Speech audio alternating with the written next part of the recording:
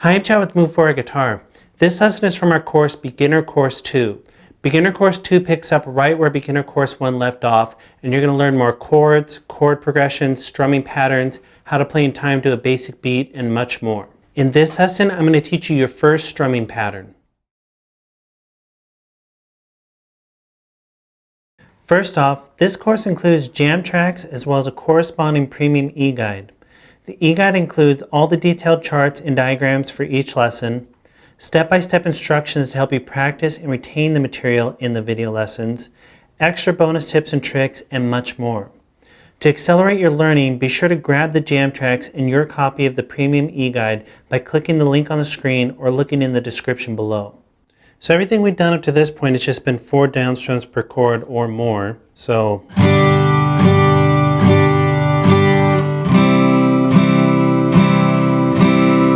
And so on, and technically that is a strumming pattern, but now I'm going to show you more interesting strumming patterns. And a strumming pattern is just a sequence of strums either down or up or a combination of them that's repeated. And you can have really simple strumming patterns like, or more advanced strumming patterns.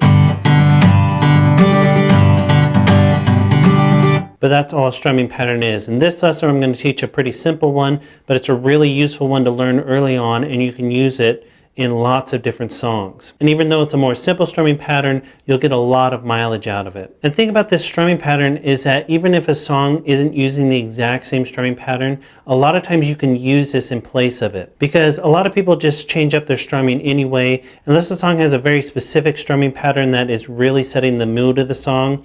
Strumming patterns get changed up all the time, so don't think that you have to learn the exact strumming pattern in each song. A lot of times you can come up with your own, fit your own into it, and make it work. Especially as you're starting out, you can use one strumming pattern and recycle it a lot in different songs and get a lot of mileage out of it. And you just have to try it out and see if it fits within the song.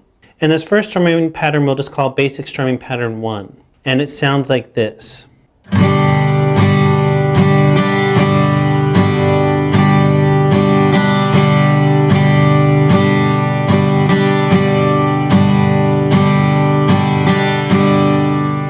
And I just played that 4 times through. 1 time through is like this. And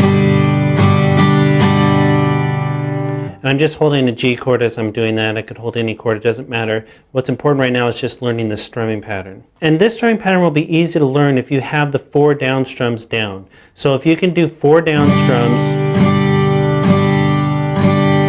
and have them evenly spaced apart, all you're going to do to create this strumming pattern is add 1 up strum after the 3rd down strum. So like this, 1, 2, 3, and right after that 3rd down strum, you're going to do an up strum and then go back to the down strum for the 4th down strum. So it's just the 4 down strums, but you're adding 1 up strum in between the 3rd and 4th down strum. And the thing that's really important is to keep the spacing the same. So if your spacing with the 4 down strums is like this, you need to have that up strum fit in between those. You're not going to change the space in between those down strums. So like it would sound like this. So you can hear that up strum comes in a lot quicker than the spacing of the 4 down strums together. And all it is as you're doing a down strum, your hand naturally has to come back up to go for the next down strum. So if I do 1 down strum, my hand naturally comes back up so I can do that next down strum. Where you're doing the up strum, as your hand's coming up, you're just going to hit strings on the way up. So my hand, no matter what, if I was just doing down strums or down and up, it's going to look the same, and just when I'm hitting the strings changes. So if I'm doing down, down, down, up, down, you can see that my hand just kept moving at that same spacing between all the down strums, and the up strum fit in between those 2 down strums. So that's really important to understand. Don't change the spacing of your down strums. No matter what tempo you're playing, whether it's slow or fast, the spacing between the down strums stays the same, and the up strum fits in between the space. And remember, as you're doing up strums, when I talked about in the last course, you're only hitting 2, 3, 4 strings on the way up. You're not going to hit all the strings. That'll get really messy, make your strumming pattern really choppy and not sound good. Hit all the strings on the way down if it's a chord that uses all the strings, and then just 2, 3, 4 strings on the way up.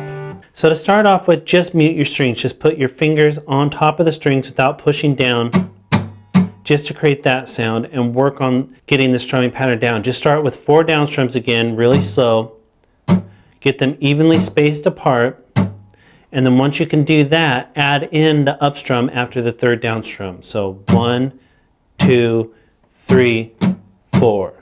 1, 2, 3, 4. So down, down, down, up, down. Down, down, down, up, down. And once you can do that with even spacing and play it smoothly, then add in a chord. You can add in the E minor chord. I think it's one of the easier ones to do because you can hit all the strings and you're only fretting 2 notes. So do that and just play this strumming pattern over and over. Like I said, one time through is just down, down, down, up, down. But then you can just repeat that over and over again.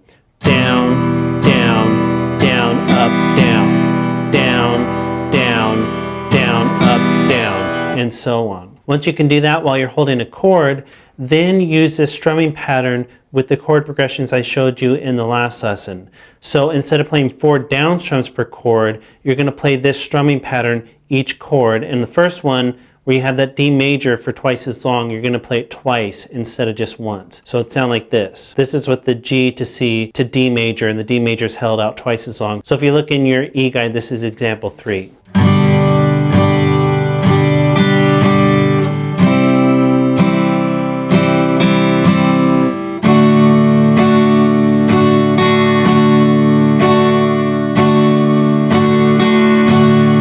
And then right there I can go back to the G to start over or end.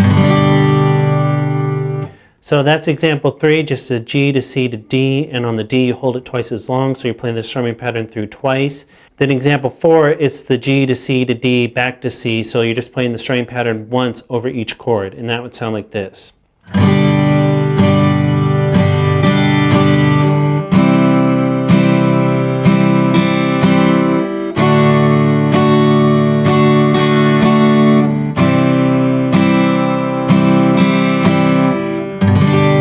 Where you can start over on G or end. So again, you're keeping your spacing the same, and especially as you're making those transitions, get it to the point where your strumming stays consistent and your hand is just constantly moving down and up.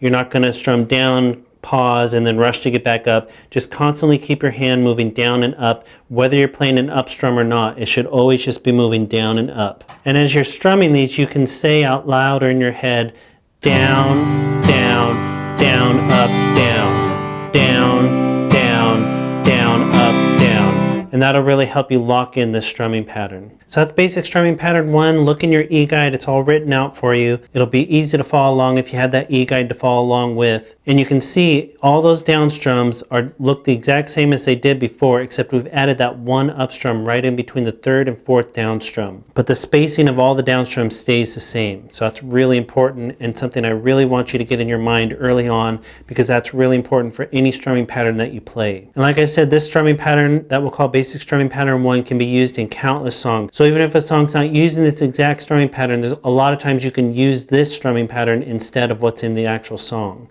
And you just have to try it out and see if it sounds right. But you'll get a ton of mileage out of this strumming pattern, so really take your time to get it down correctly.